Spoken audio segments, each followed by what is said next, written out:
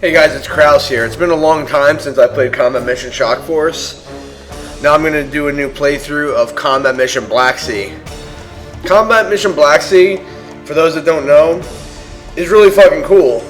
It's basically Combat Mission Shock Force set in Ukraine during a theoretical engagement between the Russians and NATO.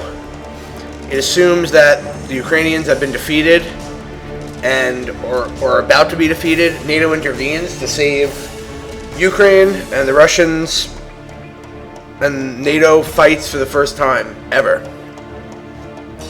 Now, the interesting thing about this, and I know the backstory of this because I was involved on the forums and I've been active in the community, is that this had been worked on and was being worked on years before the Ukrainian events that we know of contemporarily have been taking place. This thing has been in development for years. It has nothing to do with the Vladimir Putin's little adventurism in the Ukraine that's going on now. And it's just, sheer luck. And it's great luck on the part of Battlefront that Russia decided to, intervene in the Ukraine at the exact time that this game is ready to be launched. Now, that being said, I haven't played this at all, so this is sort of going to be a let's play.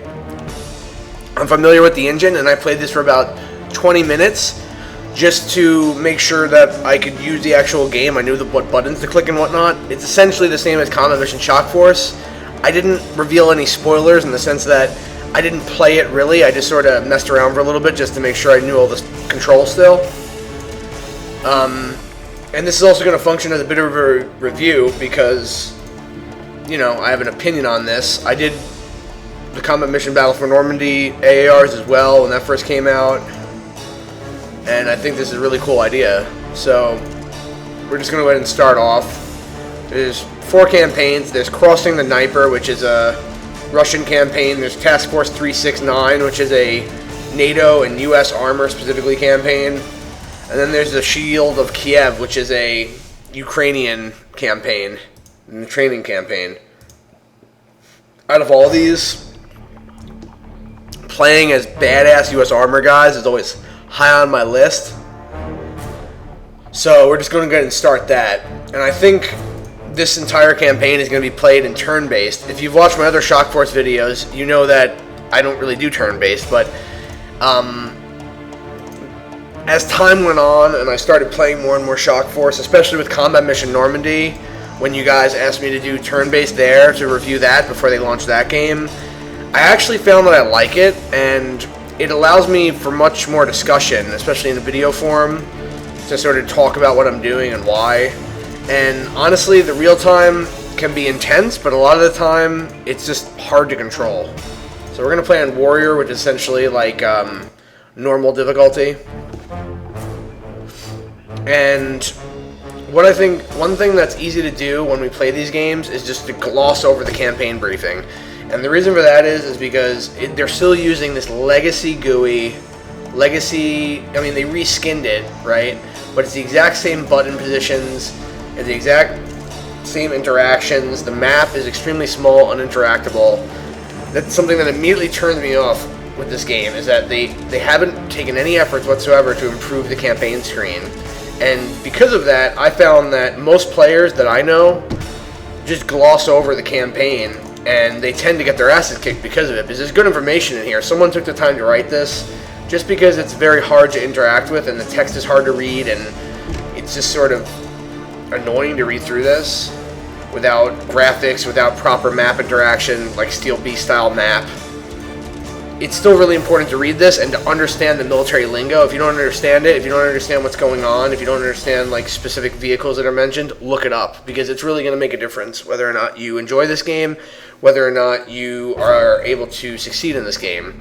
So the basic situation is that there's a Russian armored breakthrough in the eastern Ukraine. The Russian forces have pushed their way all the way to Kiev, and there's 2 main brigades approaching Kiev from the southeast. There's the 20th Motor Rifle Brigade and the 10th Guards Armor Brigade.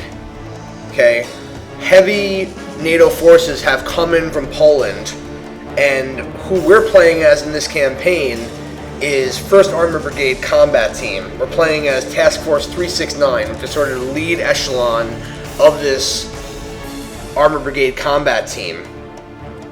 Our mission is to attack southeast along Route Echo 95 to block the Russian advance. And I looked this up on Google Maps to study the terrain, because I like to sort of immerse myself in the terrain and sort of understand the whole context of this thing and sort of anticipate where the enemy could move.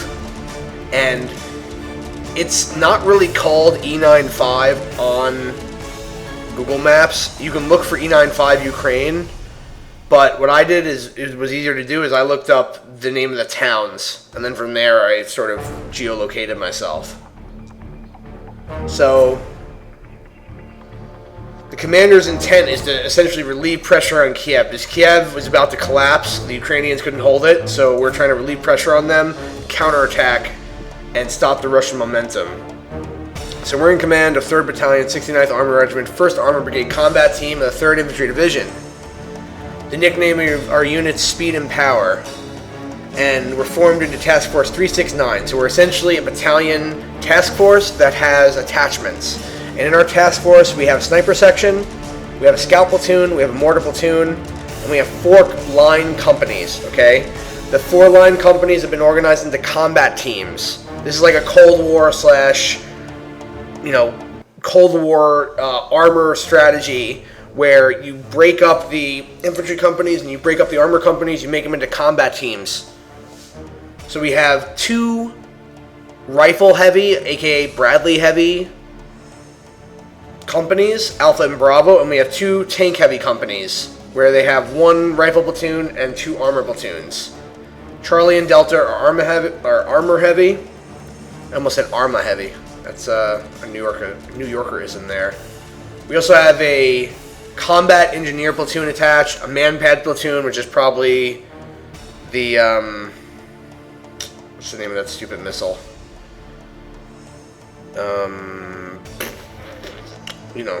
Whatever it's called. And we have an artillery battery. Oh, Stinger. That's what it's called, the Stinger missile. Probably a platoon of Stinger missiles. And we have an artillery battery of M109A7 Paladins, which are 155mm high-precision howitzers. Now, we also have ERA blocks added to all of our vehicles, which are essentially reactive armor that defeats RPGs and ATGMs. We also have an active protection system called Trophy that is sort of cutting edge that has been installed onto our vehicles as well. There's other friendly units in the area of operations, the 82nd Airborne Strikers, 2nd Striker Cavalry Regiment, and the Ukrainian Motor Rifle Brigade.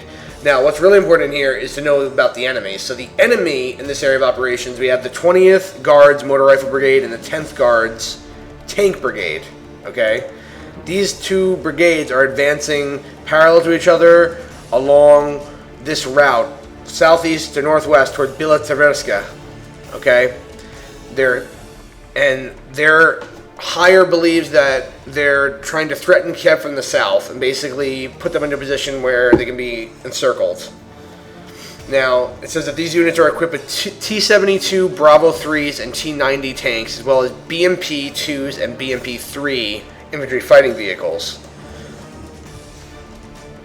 Now, if I know anything about the Russian order of battle, I can tell you that the 20th Brigade, 20th Motor Rifle Brigade, probably has the T-72s and the BMP-2s, and the 10th Guards armor probably has the BMP-3s and the T-90s. Now, for those that are unfamiliar with these sort of vehicles, the T-72 is like a very early generation tank that the B-3 is sort of a modernized version. It's definitely a threat. All these things are a threat, but it doesn't really compare to an Abrams tank. An Abrams will kill it, no problem. The T-90 is the latest effort by the Russians, and although it has inferior armor to the Abrams, the targeting system and the weapon suite, the ATGM system, is very dangerous. And the T-90 should not be underestimated, especially at long range. That's always been the Russians' sort of Achilles heel, is long-range engagements using thermals and high-precision optics. The T-72 fails in that regard. You can look up the battle of, the main battles in the Gulf War, 73 Easting and Medina Ridge and whatnot, and read about how we just slaughtered the Iraqi T-72 brigades. But the T-90 is a whole new generation. It has all new optics. It's very dangerous. And that's what I'm talking about not glossing over this stuff, is that if you actually read between the lines here, you can sort of understand and set yourself up for the entire campaign. So we're ordered to block the Russian advances. And the main thing is that we want to make sure that they don't gain a foothold in Bila Tverska. Tzerkva, I don't know how to pronounce that. This city here is at a junction between the main MSR, Echo 9.5, and all these ASRs leading east and leading west. And it's sort of a gateway into Kiev. So if we lose Bila Tverska, we will lose the war. We will lose Kiev.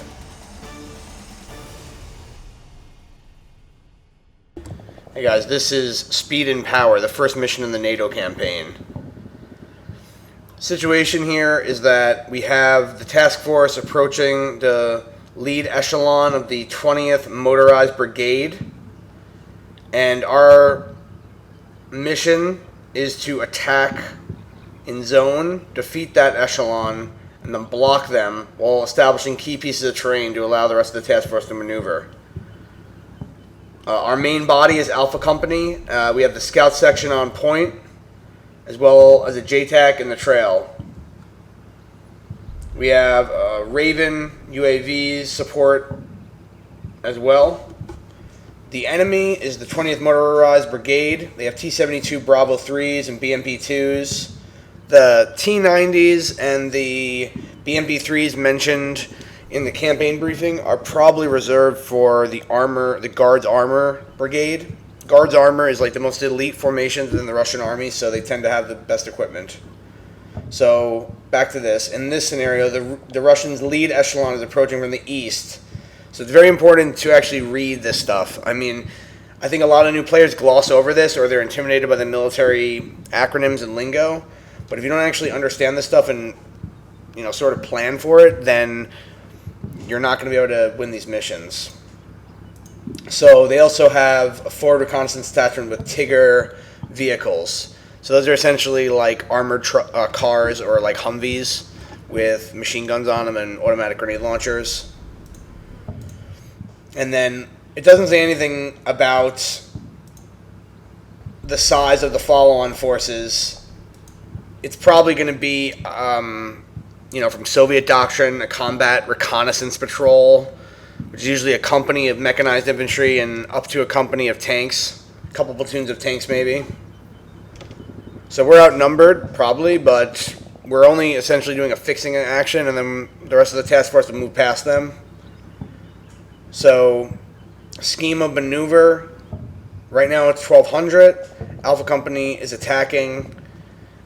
We have to seize objective Falcons. We have to clear the Ukrainian government compound. We have to recon a number of CPs, which are called checkpoints.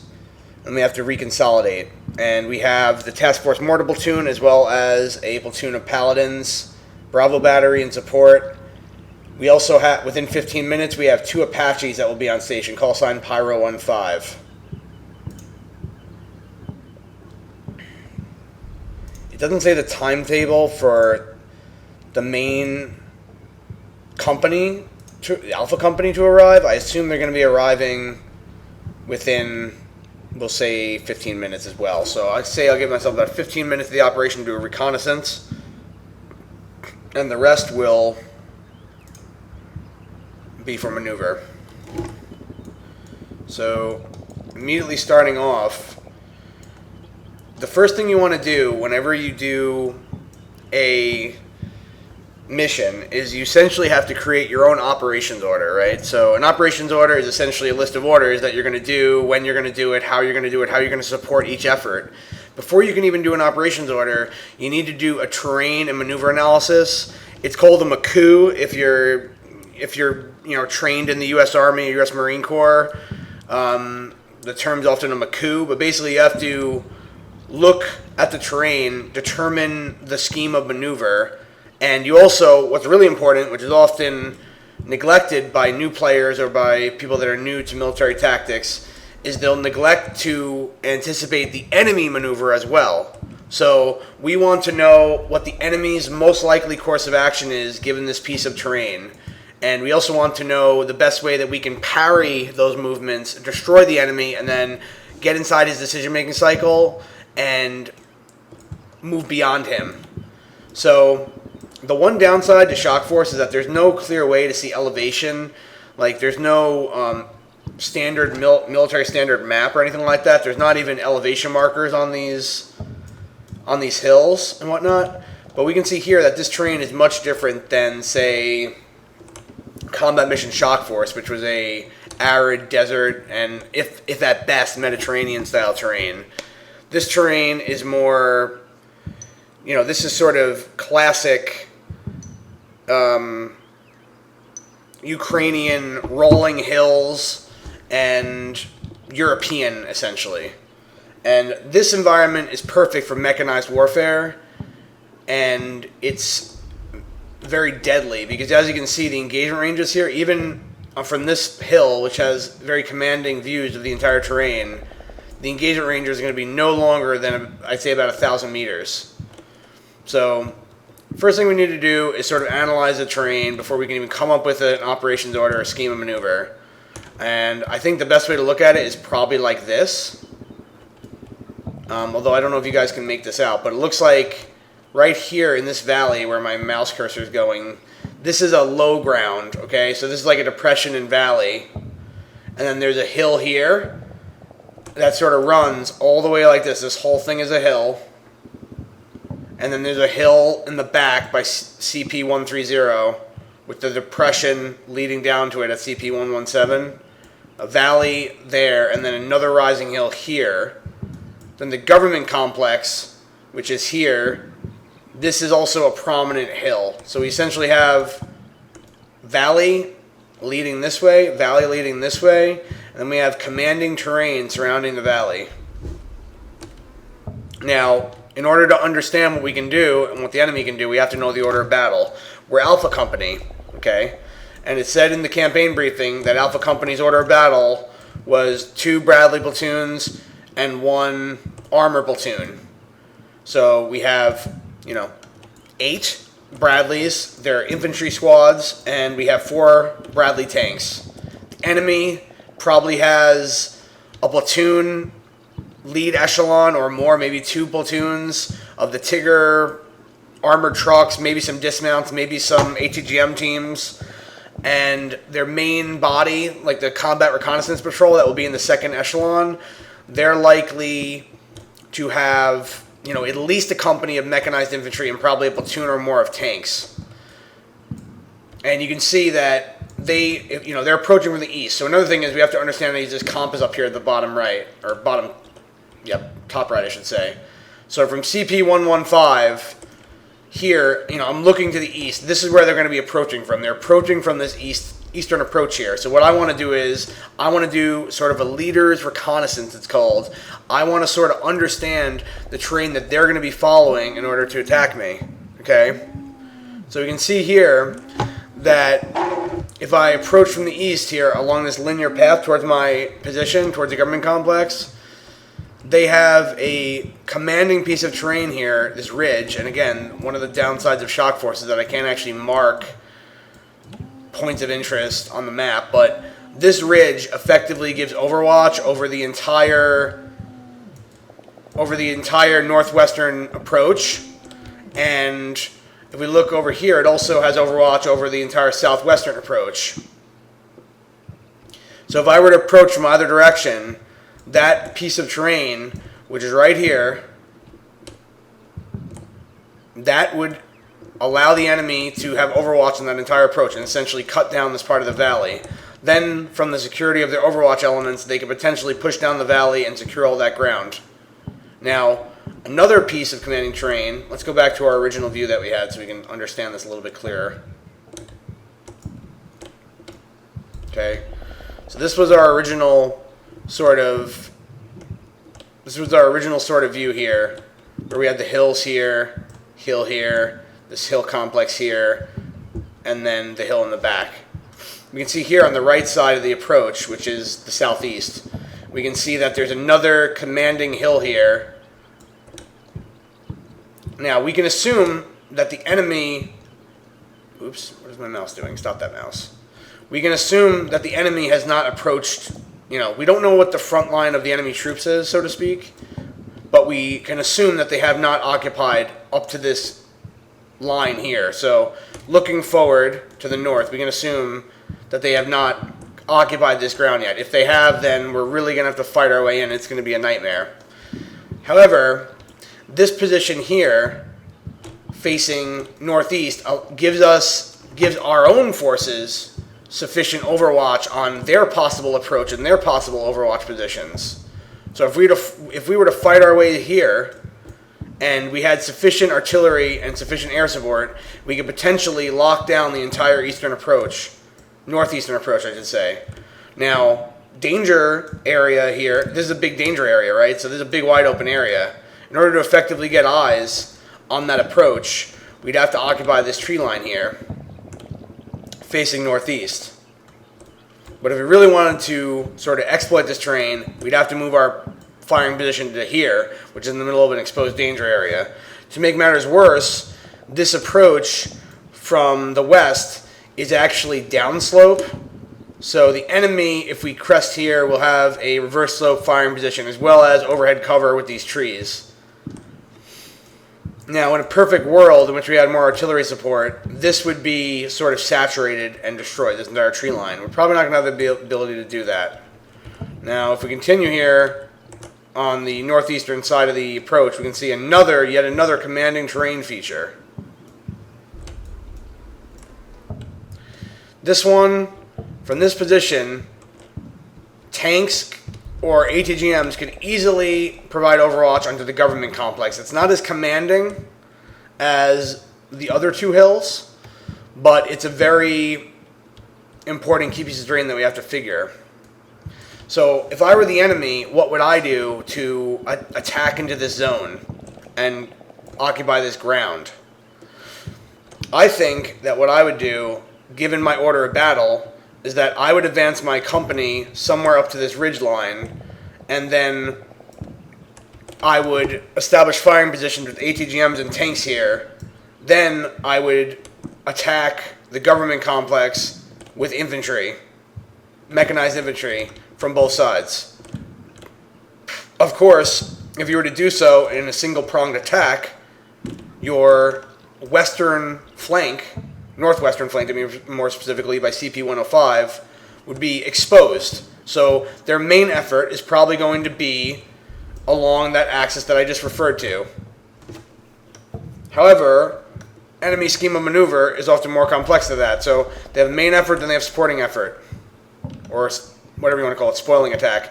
The main effort will probably come from this direction, from me looking outward toward the government complex.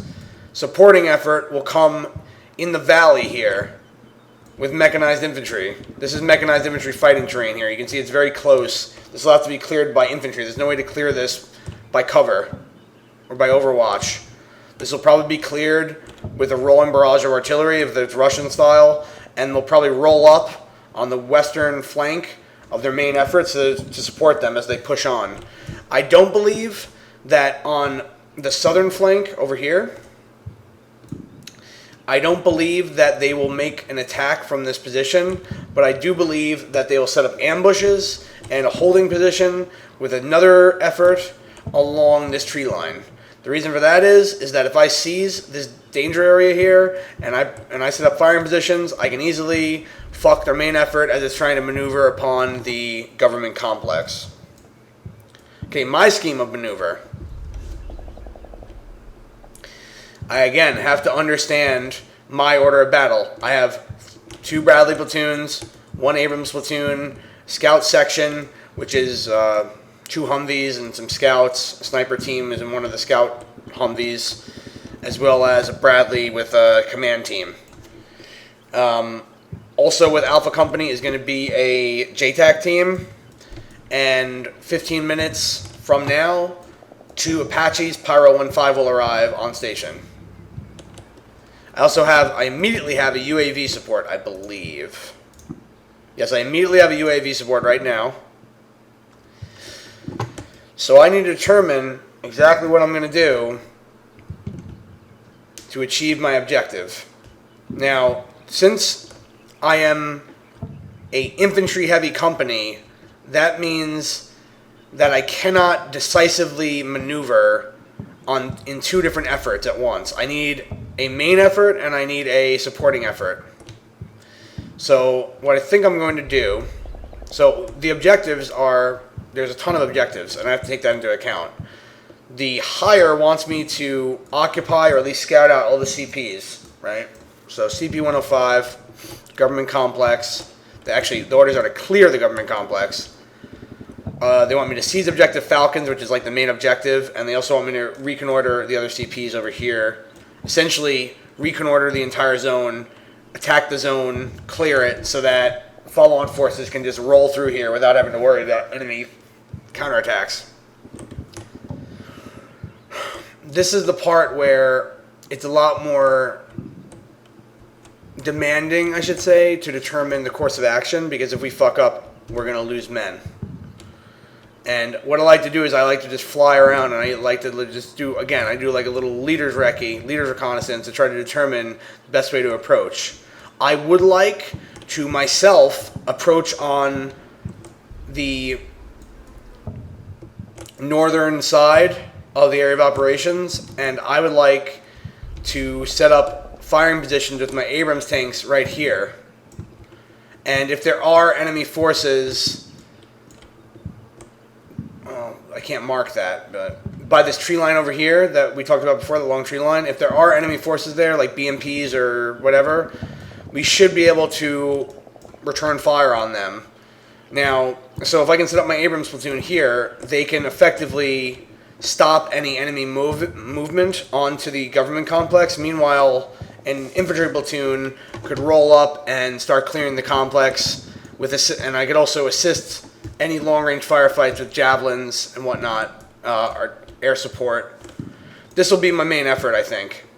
The reason for that is I don't want to get bogged down in this valley here. In fact, if this was my choice, I would completely cordon and bypass this valley.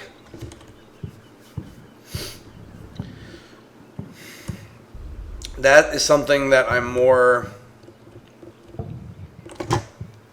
Yeah, that's something... See, now we have to start thinking about phases of operation, too, because the first phase will be to sort of establish overwatch positions, and the second phase will be to maneuver with the Bradleys, probably.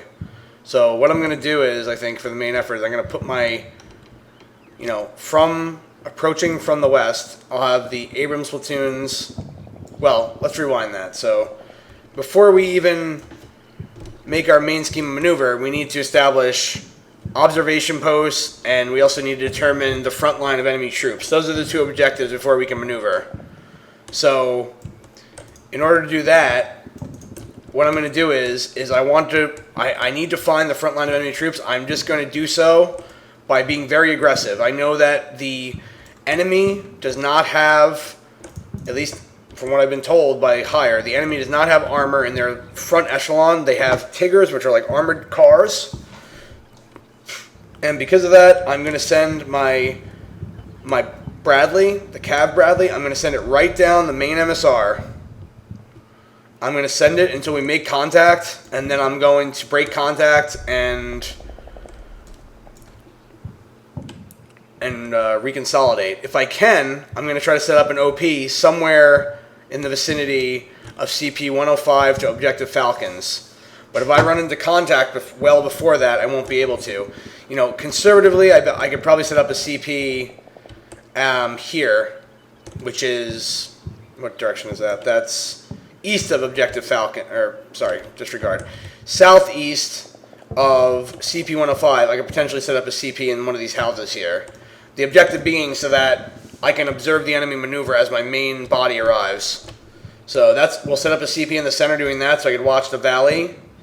What's very important is that we have a CP on the eastern flank so that I can observe two main areas of interest. The first area is this tree line here. I want to be able to occupy this firing position with my Bradleys, and to sort of affect toe fire onto objective Falcons and CP-115. In order to do that, I don't want to be ambushed by whatever's in this tree line. So because of that, I want to have an OPLP somewhere over here that can both check that tree line.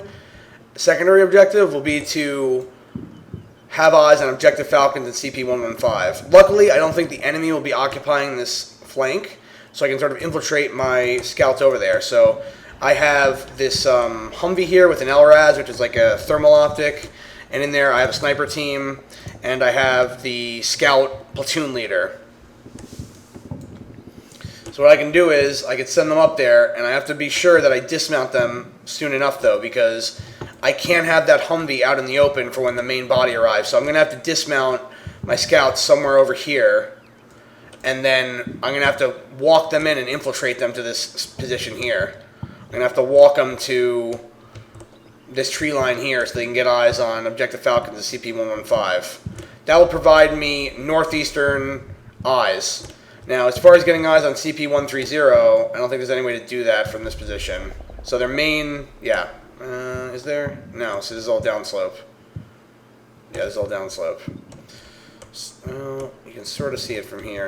You can sort of see CP-130 from here, but I don't want to move the Humvee up that far because I imagine that any maneuver forces that are coming over CP-115 will have thermals. They'll spot them and kill the Humvee and then give away our position. So we don't want to do that. Anyway, we'll set up our OPLPs over there. This scout section over here has a 2-man dismount team and a Humvee with an LRAS. And this is going to be the same thing. So on this flank, the main job of this scout team is to reconnoiter the government complex and secondarily to get eyes on CP-115. The only downside to that is that there's no real way to get eyes on this government complex without being very exposed. And I don't think that these scouts will be able to do that without being exposed. I'm really at a loss as how to approach this without sort of giving up my scout team. So what I'll do is I'll leave the LRAS. Yeah, this is what I'll do. I'll put the Humvee in the downslope here so that he can see the complex. He won't be able to see towards CP-115, the direction of the main effort, enemy main effort, but he will be able to see the complex.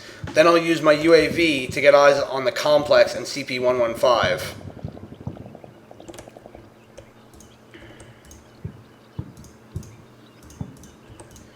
We also have the Paladin on call right now. The mortars are still with Alpha Company. I think as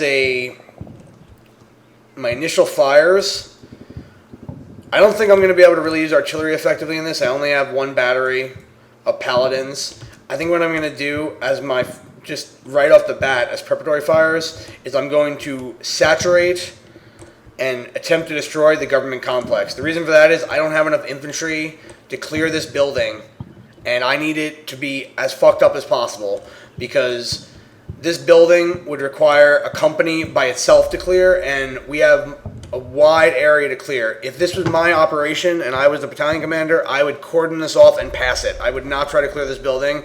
I think it's going to result in my men dying. I don't think I have the support necessary. Like if we had the engineer platoon here, maybe as a follow-on force to help clear it with the other platoon. But right now, I don't want to dedicate both of my infantry platoons here. I need the tanks here, and I need the infantry platoons here. So that would be the entire company here, and with no one over here on the southern flank. And I want to definitely have guys over there too. So let's go over the main scheme of maneuver in a decisive fashion. Now that you hear my sort of brain puke going on, but let's come up with this in a more decisive fashion. So the company will arrive somewhere along this border, which is the western border. The Abrams platoon will take point. This is assuming that the OPs and LPs have been established. This is like about 10 to 15 minutes from now.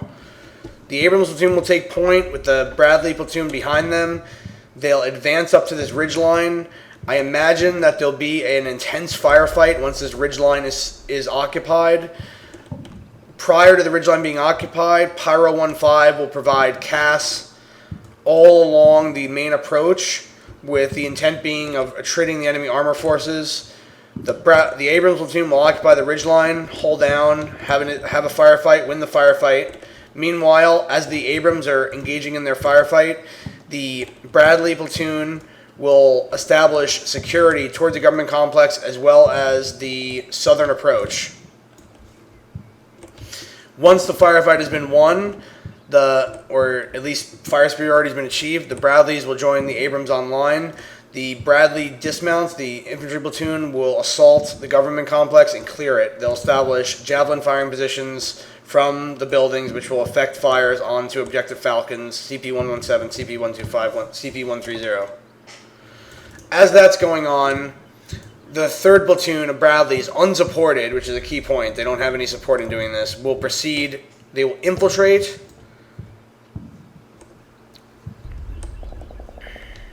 Yeah, I think that's what we're going to do. They'll infiltrate along the eastern approach through this forest, and then we'll maneuver towards this tree line. I want a dismounted attack onto the tree line, following preparatory bombardment. Once that tree line is secure and javelin positions are set up in the tree line oriented east, I then want the Bradleys to advance into the danger area and establish tow firing positions from this scrub line here. That's the first phase of the operation.